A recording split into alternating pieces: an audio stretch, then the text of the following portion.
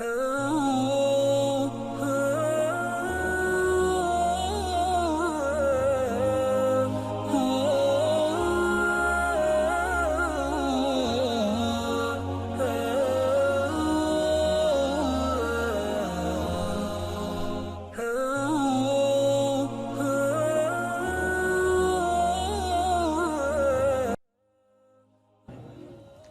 نے آیت کریمہ قرآن کریم کی تلاوت کی ہے۔ اس آیت کریمہ میں اللہ تبارک و تعالی جل شانہ نے اپنے حبیب کو فرمایا وَمَا أَرْسَلْنَاكَ إِلَّا رَحْمَةً لِّلْعَالَمِينَ، ہم نے آپ کو نہیں بھیجا مگر رحمت تمام جہانوں کے لیے۔ بولو سبحان اللہ۔ اللہ کے حبیب صلی اللہ علیہ وآلہ وسلم کو اللہ نے سارے جہانوں کے لیے رحمت بنا کر بھیجا ہے۔ ہر جہان کے لیے رحمت ہے۔ یہ نہیں کہا محبوب تجھے دنیا کے لیے رحمت بنایا، یہ نہیں کہا محبوب تجھے آسمان کے لیے رحمت بنایا، یہ نہیں کہا محبوب تجھے میں نے زمین کے لیے رحمت بنایا، یہ نہیں کہا محبوب تجھے سمندروں کے لیے رحمت بنایا، یہ نہیں کہا محبوب تجھے پہاڑوں کے لیے رحمت بنایا، یہ نہیں کہا محبوب تجھے میں نے درختوں کے لیے رحمت بنایا، شجر و حجر کے لیے رحمت بنایا، کر و فر کے لیے۔ فرمایا جہاں جہاں میری ربوبیت کا دعویٰ ہے، جہاں جہاں میں رب کہا جاتا ہوں، وہاں وہاں تو رحمت للعالمین ہے۔ وہاں کے لیے تو رحمت ہے۔ عالم کتنے ہیں؟ یہ دنیا ایک عالم ہے، قبر بھی ایک عالم ہے، عالم ارواح بھی ایک عالم ہے، برزخ بھی عالم ہے، عالم ملکوت لاہوت ناسوت، یہ صحیح سنے ہوں گے آپ۔ یہ صرف اسی پر کائنات ختم نہیں ہو جاتی۔ بزرگوں نے فرمایا 18,000 عالم ہیں۔ کتنے عالم ہیں؟ 18,000 عالم ہیں۔ جہاں جہاں اللہ تبارک و تعالی جل شانہ رب العالمین ہے، 18,000 عالموں میں اس کی ربوبیت کا ڈنکا بجتا ہے، تو 18,000 عالموں کے اندر میں محبوب کی رحمت کا ڈنکا بج رہا ہے۔ ہر جگہ میرے محبوب کی رحمت ہے۔ تو ورنہ محبوب نے آپ کو تمام جہانوں کے لیے، عالمین کے لیے رحمت بنا کر بھیجا۔ اب رحمت بنا کر بھیجا، رحمت ملنے پر انسان کو کیا کرنا چاہیے؟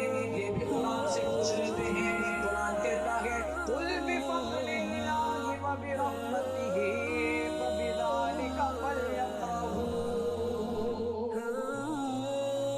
اللہ فرماتا ہے محبوب عالم سے فرما دیجئے جب تمہیں رب کی رحمت اور اس کا فضل ملے فَبِذَلِكَ فَلْيَفْرَحُوا، تو اس رحمت اور اس فضل کے ملنے پر تمہیں چاہیے کہ تم خوشیوں کا اظہار کرو۔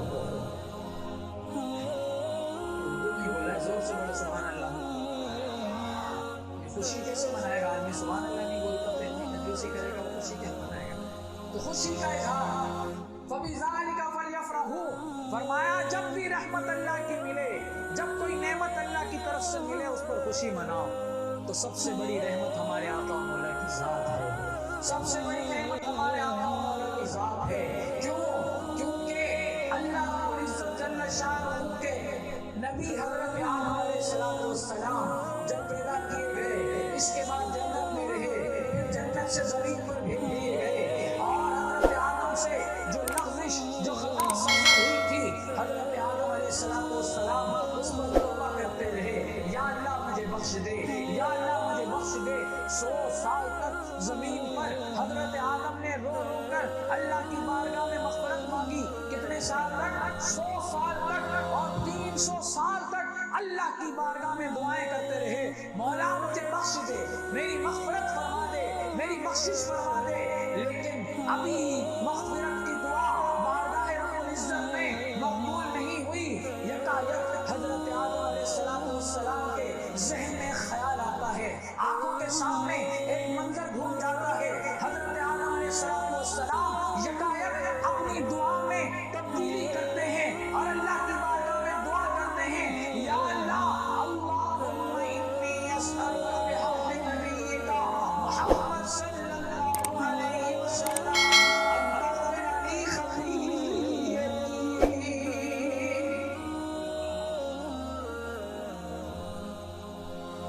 حضرت آدم نے دعا میں تبدیلی کی، دعا میں تبدیلی کیا کی؟ حضرت آدم میں نے کہہ دیا اللہ مجھے بخش دے، یا اللہ میری گناہ معاف فرما دے، میری خطا معاف فرما دے۔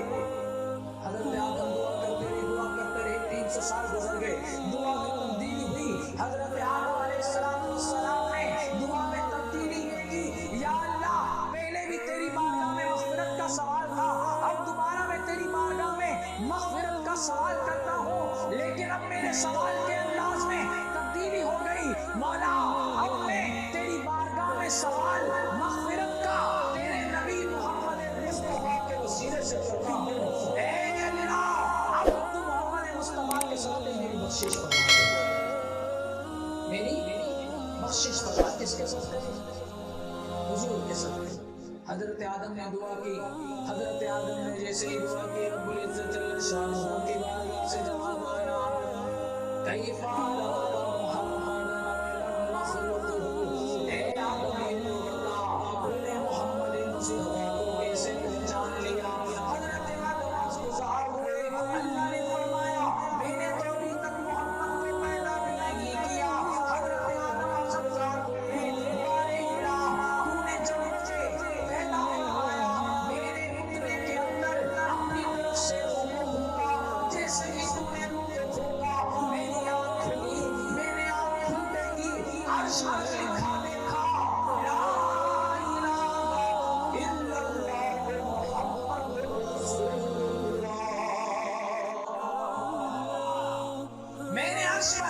لکھا ہوا دیکھا لا الہ الا اللہ محمد رسول اللہ، تو میں سمجھ گیا کہ جس نام کو رب نے اپنے نام کے ساتھ ملا کر لکھا ہے، ملا کر رکھا ہے، یقیناً وہ بندہ اللہ کی بارگاہ میں، اللہ کی مخلوق میں سب سے زیادہ عزت رکھتا ہے، اللہ کی بارگاہ میں وہ سب سے افضل ہے۔ میں نے سمجھ لیا، اب میں نے جب یہ بات میرے سامنے آئی تو تیری بارگاہ میں دعا کی کہ مولا مجھے محمد مصطفیٰ کے وسیلے سے بخش دے۔ اللہ نے فرمایا اے آدم تو نے محمد کے صدقے سے میری بارگاہ میں بخشش کا سوال کیا ہے، لہذا میں تیری مغفرت فرما دیتا ہوں۔ اور ساتھ ہی ساتھ عزت نے فرمایا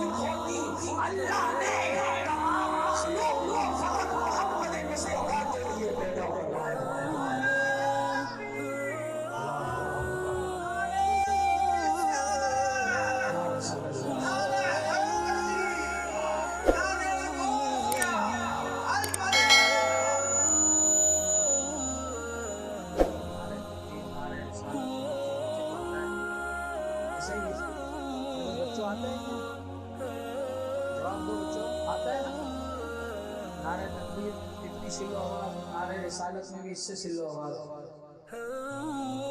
ایک دفعہ میں نعرے لگاتا ہوں، آپ نے جواب دینا، پتہ چلے کہ بھائی شروع سے لے کے آخر تک، پہلے پرد سے لے کے آخری پرد تک سب نے نعرے کا جواب دینا ہے. پتہ چلے کہ یہاں حضور کے غلام بیٹھے ہیں.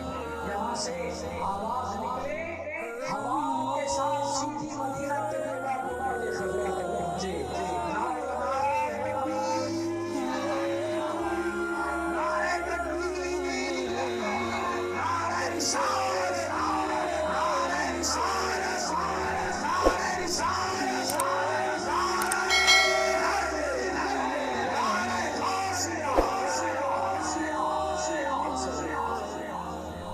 ابھی بھائی نعرہ لگا تو آپ کو صحیح جواب دینا. صحیح بھول نہیں جانا بھائی، قاعدے قوانین بھولنے کے نہیں ہوتے، یاد رکھنے کے ہوتے.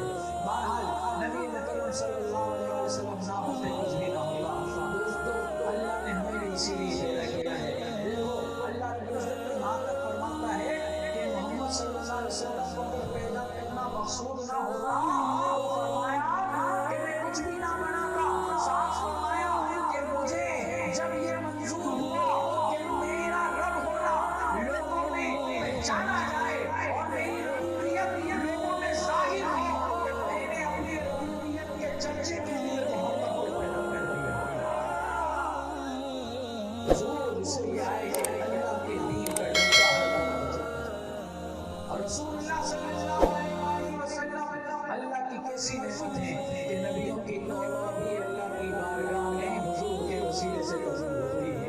حضور کا وسیلہ اللہ کی بارگاہ میں بندہ پیش کرے، ہو جاتا ہے. محنت کا وسیلہ اس نے پیش کیا ہے. 300 سال تک آدم کی توبہ قبول نہ ہوئی، جیسے ہی محمد مصطفیٰ کا وسیلہ پیش کیا اللہ نے توبہ کو قبول کر لیا. گویا رب العزت نے ہمیں یہ بتا دیا اگر تم چاہتے ہو کہ تمہاری دعائیں، تمہاری نمازیں، تمہارے روزے، تمہارے زکات، تمہارے حج، تمہاری عبادتیں، تمہارے سجدے، تمہارے سارے نیک کام میری بارگاہ میں قبول ہو جائے تو ان کی قبولیت کے لیے میرے محبوب کو میری بارگاہ میں وسیلہ میری بارگاہ میں وسیلہ بناؤ. میری بارگاہ میں محبوب کو وسیلہ بناؤ گے تمہاری ہر چیز میرے محبوب کے وسیلے سے وسیلہ بارگاہ ہو جائے گی. صحابہ نے طریقہ سکھایا ہے، صحابہ نے یہ طریقہ سکھایا. کیسے؟ حدیث شریف سنا مصنف ابن ابی شیبہ میں حدیث ہے. البدایہ والنہایہ تاریخ ابن کثیر میں امام ابن کثیر نے اس حدیث کو ذکر کیا کہ صاف فرمایا اسناد صحیح، یہ حدیث صحیح حدیث ہے، اس کی سند بھی صحیح. فرمایا یہ حدیث ضعیف نہیں ہے، یہ حدیث حسن نہیں ہے. علامہ صاحب جبلا مفتی صاحب موجود ہیں آپ کی مسجد کے امام صاحب مفتی خالد عوام صاحب یہ سمجھتے ہیں کہ صحیح ضعیف حسن حسن لغیر کی کیا ہوتا ہے. تو ان سے آپ پوچھیے گا یا ان کے تفسیر میں بتائیں گے حضرت امام ابن کثیر جن کو ہم اہل سنت بھی مانتے ہیں اور وہ بھی مانتے ہیں کہ حضور کا میلاد نہیں مناتے، جب حضور کا وسیلہ نہیں مانتے وہ بھی مانتے ہیں. انہوں نے اس حدیث کو لکھنے کے بعد لکھا اسناد صحیح، یہ حدیث بالکل صحیح ہے، اس کی سند بالکل صحیح ہے. مصنف ابن ابی شیبہ میں امام ابن ابی شیبہ جو کہ امام بخاری کے بھی استاد ہیں، انہوں نے یہ حدیث نقل کی ہے کتاب الفضائل میں. آپ فرماتے ہیں ایک صحابی ہیں حضرت بلال بن الحارث المزنی رضی اللہ تعالیٰ عنہ، زمانہ خلافت ہے عمر فاروق اعظم کا، سیدنا عمر کا زمانہ ہے. عمر فاروق کا زمانہ حضور سے گزرے ہوئے 3 سے 4 سال ہو گئے. ذہن پڑ گیا ہے حضرت عمر فاروق امیر المومنین ہیں، خلیفۃ المسلمین ہیں. حضرت بلال بن الحارث المزنی رضی اللہ تعالیٰ عنہ نے اللہ کے رسول کی بارگاہ میں حاضری دی. وہ زمانہ ایسا تھا بکری ذبح کرتے، بکری کو کاٹ کر اس کی کھال اتارتے، ہڈیوں پر بھی گوشت نظر نہیں آتا تھا. اس وقت حضرت بلال بن الحارث المزنی نے ہم مسلمانوں کو طریقہ بتایا کہ دیکھو کہ کس طرح رسول اللہ صلی اللہ علیہ وآلہ وسلم کی بارگاہ میں جا کر رسول اللہ کا وسیلہ اللہ کی بارگاہ میں پیش کرتے ہیں. حضرت بلال بن الحارث المزنی اسی وقت بارگاہ رسالت میں حاضر ہوئے. بارگاہ رسالت میں حاضر ہو کر یا رسول اللہ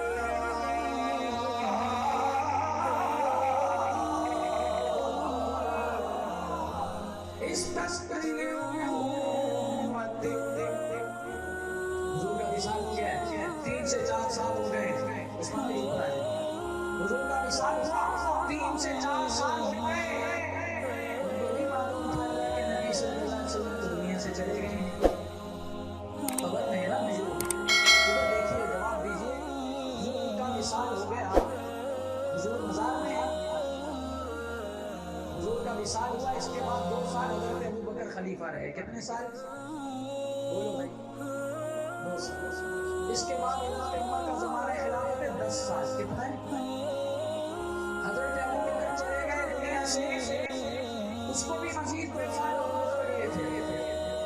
4 سال ہو گئے ہیں رسول اللہ دنیا سے پردہ فرما چکے ہیں حضور اپنے مزار میں جس کو ہم کہتے ہیں پردہ کر رہے وصال فرما کے دنیا سے چلے گئے اب آپ نے دیکھا ہے ہم نے اپنے کسی روزے کے بعد کیا کہا آپ نے بھائی دعا کروا کوئی مسلمان کسی روزے کے بعد جا کے اس کو یہ نہیں کہتا کہ دعا کرنا وہ یہ کہتا ہے جا کے اللہ اللہ اس کی بخشش فرما دے صحابی نے ہمیں بتایا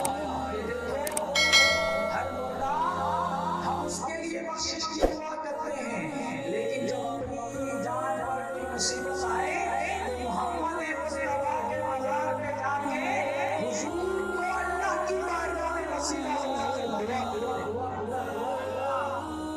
حضرت بلال بن حارث رضی اللہ تعالیٰ عنہ نے عرض کی یا رسول اللہ اس سے ایک بات تو یہ معلوم ہوئی کہ ان وقت بعد وصال میں یا رسول اللہ کے کر پکارنا یہ صحابہ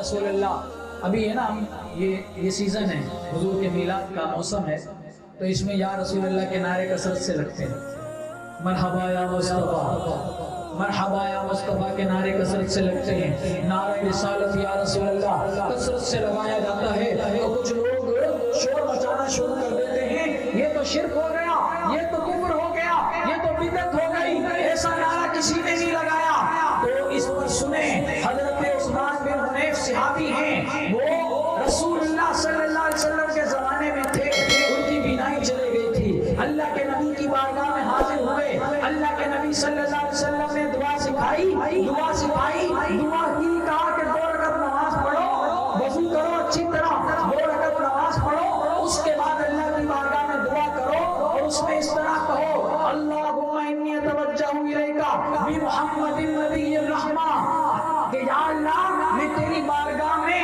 متوجہ ہوتا ہوں تیرے نبی محمد ان کے وسیلے سے جن کو تم نے سب کے لیے رحمت بنا کر بھیجا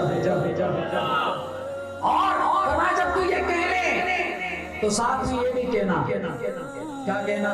حضور نے فرمایا یا محمد. کیا کہنا؟ زور سے بولو بھائی.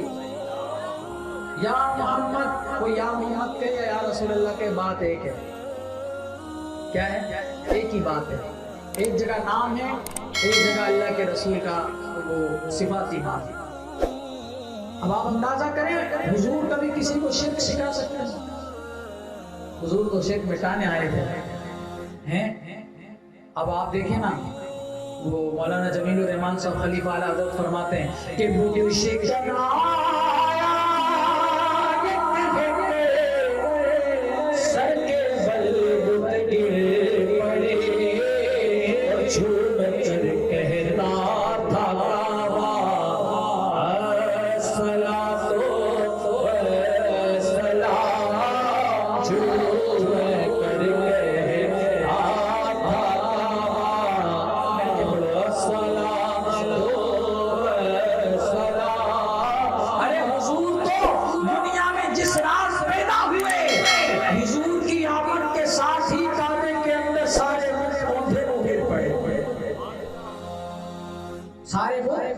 الٹے منہ گر پڑے. وہ نبی تو جس کی پیدائش پر کفر و شرک خود کا خود گر گیا, یہ بتائیں وہ نبی کسی کو شرک سکھائے گا؟ ہرگز نہیں. نبی کریم صلی اللہ علیہ وآلہ وسلم نے ان کو کہا کہ اس طرح دعا کرو کہ اے محمد صلی اللہ علیہ وسلم میں آپ کو اللہ کی بارگاہ میں اپنا شفیع بناتا ہوں, آپ میری سفارش اللہ کی بارگاہ میں کیجئے. ان صحابی نے حضور کے کہنے پر وضو کر کے 2 رکعت نفل ادا کیے. اس کے بعد جیسے حضور نے کہا تھا ویسے اللہ کی بارگاہ میں دعا کی. اللہ تعالیٰ نے اسی وقت ان کی آنکھوں کی روشنی لوٹا دی. یا محمد کہنے سے تو بگڑے کام بن جاتے ہیں. کیا بن جاتے ہیں؟ بولو بھائی کیا بن جاتے ہیں؟ بگڑے کام بن جاتے ہیں. اسی لیے تو کہتا ہوں کہ درود شریف کہا جائے پڑھنے کا تو بلند آواز سے پڑھا کرو تاکہ اللہ کے نبی کی رحمت والی نظر ہو جائے, ہمارے کام بن جائیں. بہرحال میں آپ سے کہا تھا حضرت بلال بن الحارث المزنی نے قبر مصطفیٰ پر حاضر ہو کر عرض کی یا رسول اللہ استسقِ امتی. اے اللہ کے رسول صلی اللہ علیہ وسلم میں آپ کی بارگاہ میں آیا ہوں, آپ سے التجا کرتا ہوں. آپ اپنی قبر انور میں موجود ہیں, آپ اللہ کی بارگاہ میں ہمارے لیے بارش کے نازل کی دعا فرما دیں. وہ صحابی تھے, وہ جانتے تھے کہ مدینہ کے پاس کعبہ تھوڑی ہی دور ہے. کعبۃ اللہ اللہ کا گھر ہے, وہاں صبح و شام لوگ اللہ کے گھر کا طواف کرتے ہیں. وہاں جا کر کعبے کا غلاف پکڑ کر لوگ کعبے کی دیوار سے لپٹ کر رو رو کر اپنے گناہوں کی معافی مانگتے ہیں. وہاں پہ بھی دعائیں قبول ہوتی ہیں. اللہ کا گھر ہے. لیکن ان صحابی نے مدینہ طیبہ میں اللہ کے نبی کی قبر انور پر جا کر عرض کی. انہوں نے یہ بتا دیا اگر کوئی بندہ مصیبت میں رب کعبہ کے گھر کی بجائے مدینے والے کی مزار پر آ جائے اور وہاں پر آ کر اپنے مقصد کی برابری کے لیے دعا کرے, اللہ تعالیٰ رسول اللہ کے وسیلے سے اس کو اس مشکل سے نجات عطا فرما دے گا. حضرت بلال بن الحارث نے دعا کی یا رسول اللہ استسقِ امتی کا, اپنے امت کے لیے بارش کی دعا کریں. لوگ کہتے ہیں رسول اللہ نہیں سنتے, قابل غور ہے, رسول اللہ نہیں سنتے. لیکن صحابی کی قسمت کھل گئی. رات کو جا کر اپنے مکان میں سوئے, بستر پر سوئے. مدینہ منورہ کے اندر ہی گھر تھا. رات ہی رات خواب میں جب آنکھ لگی رسول اللہ صلی اللہ علیہ وسلم کا چہرہ پرنور نظر آ گیا. گویا اس شعر کا مصداق بن گئے. اے کاش کبھی ایسا بھی ہو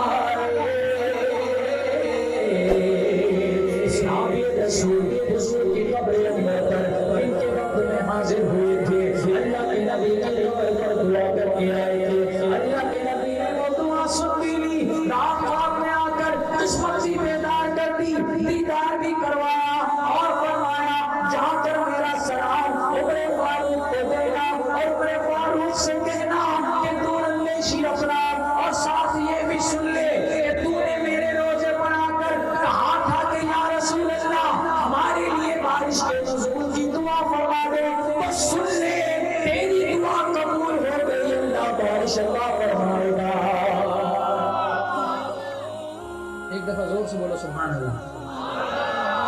اب آپ دیکھیں لوگ کہتے ہیں حضور نہیں سنتے، ارے اعلیٰ حضرت تو فرماتے ہیں کہ دور و نزدیک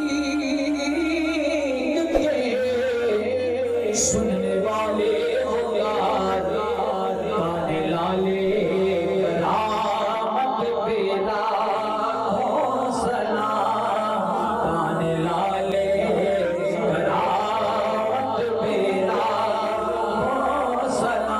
آپ بتائیے رسول اللہ صلی اللہ علیہ وسلم، زمانے عمر کی بات ہے، حضرت عمر کے زمانے میں ایک مقام پر جنگ ہو رہی تھی، ماورا اللہ کا علاقہ تھا، مدینے سے میلوں دور وہاں پر جنگ ہو رہی تھی۔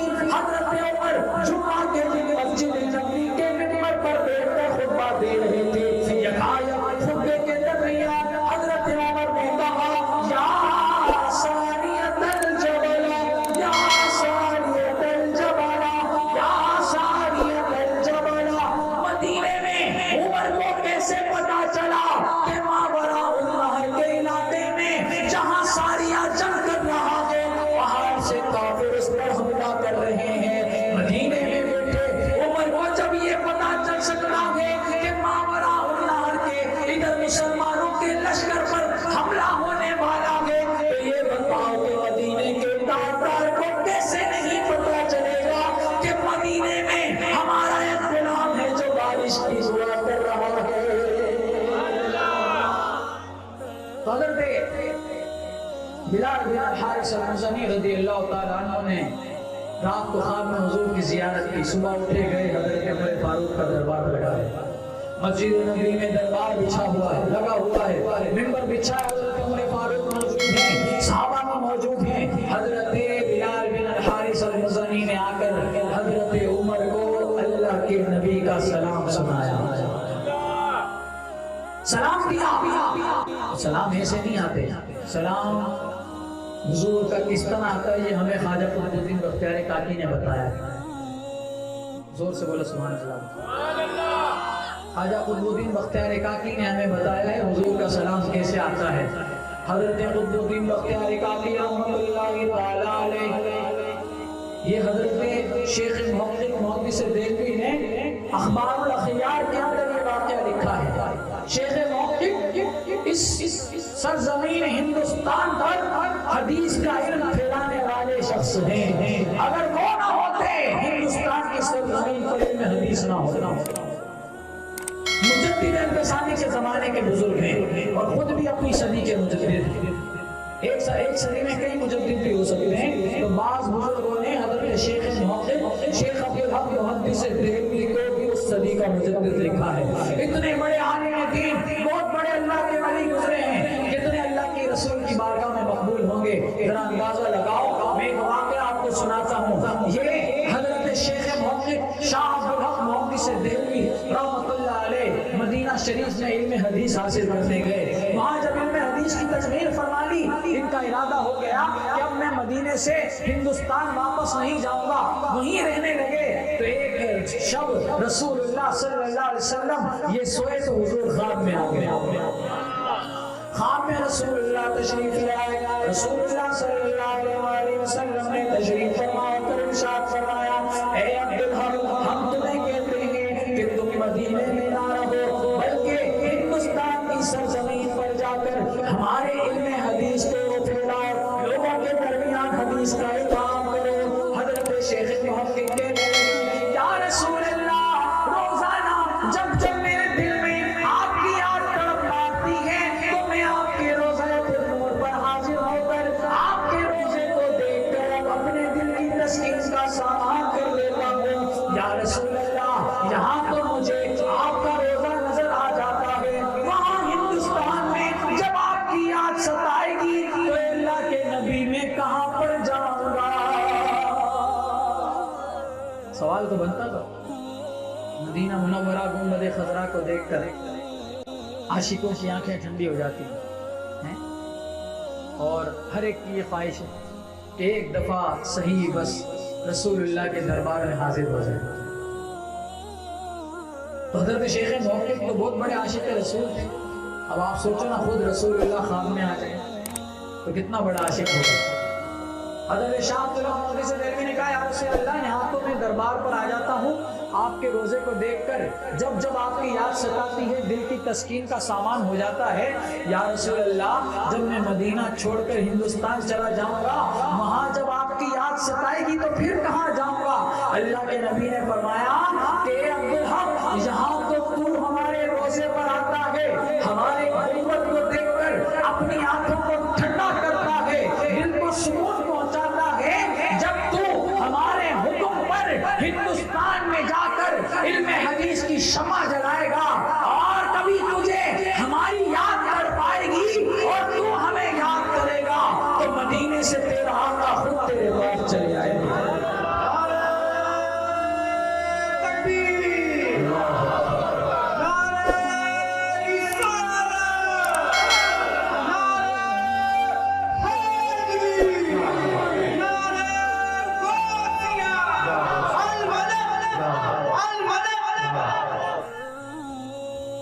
حضرت عبداللہ محدث دہلوی کو حضور نے ضمانت دی، یہ بزرگ ہیں، انہوں نے یہ کتاب لکھی ہے اخبار الاخیار، اس کے اندر حضرت خواجہ قطب الدین بختیار کاکی رحمۃ اللہ علیہ کا ذکر لکھا ہے۔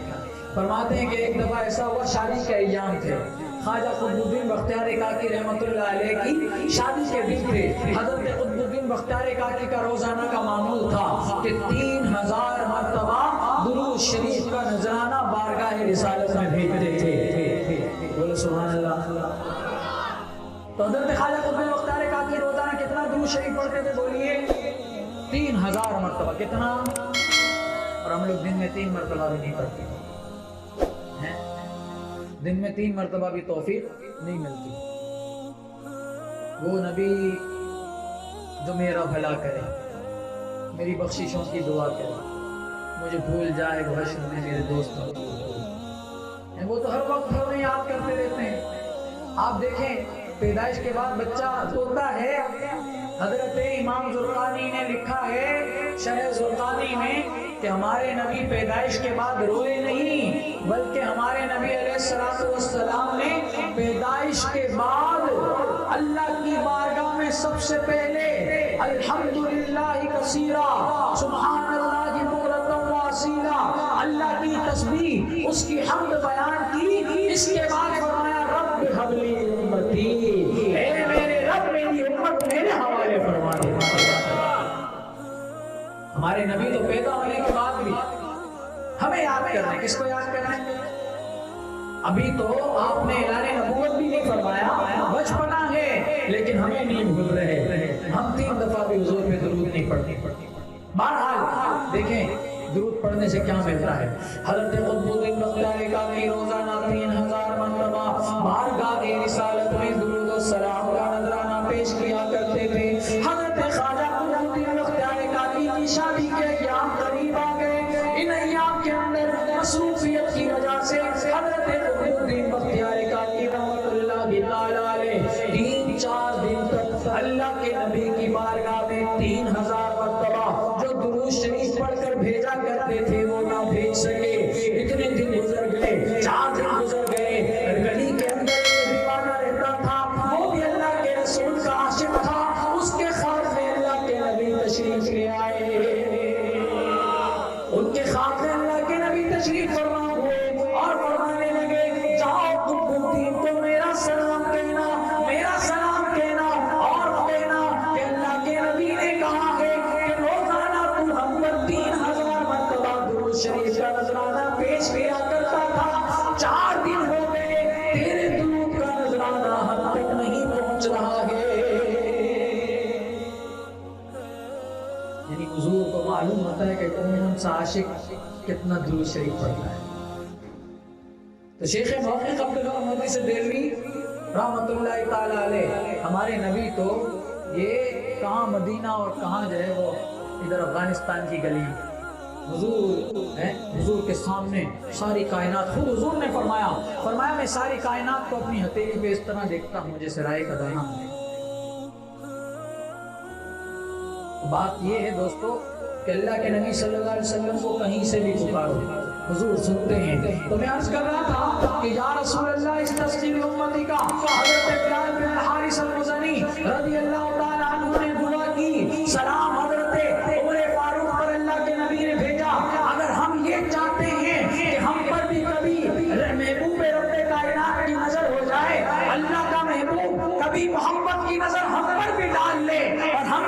اللہ کے نبی کا سلام آئے تو ہمیں بھی چاہیے کہ اللہ کے نبی پر کثرت سے درود پڑھیں، کثرت سے درود پڑھیں. کبھی کسی کا مقدر جاگ جائے گا، اللہ کے نبی کا سلام آئے.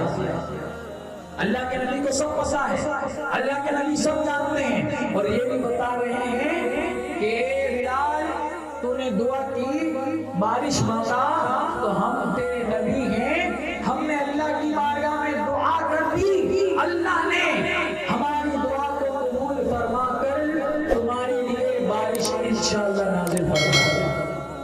اب آپ اندازہ کریں دوستو، اللہ کے نبی صلی اللہ علیہ وآلہ وسلم کی بارگاہ میں جا کر کوئی استغاثہ کرے، کوئی مانگے، اللہ کے نبی خالی نہیں لوٹاتے.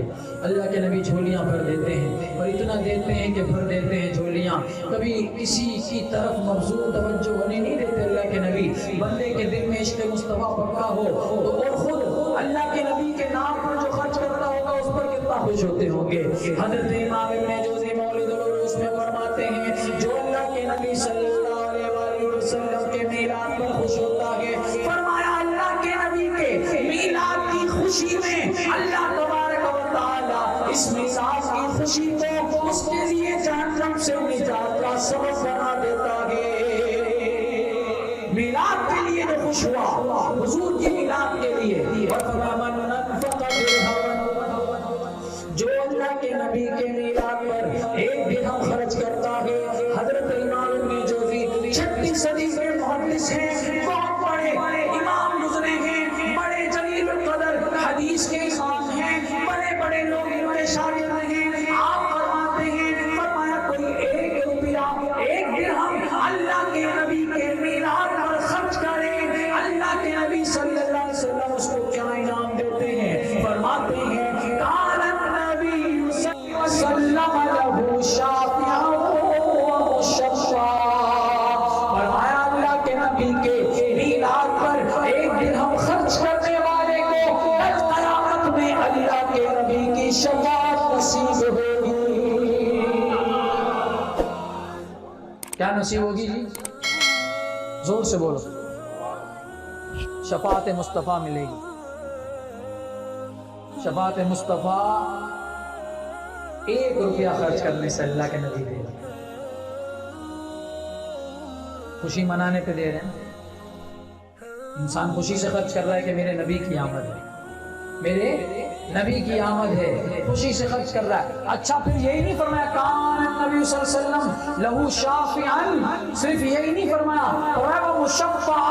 امام ابن جوزی کہتے ہیں کہ صرف حضور کی شفاعت ہی نہیں ہوگی بلکہ حضور شفاعت اس کے حق میں قبول بھی فرمائے گا.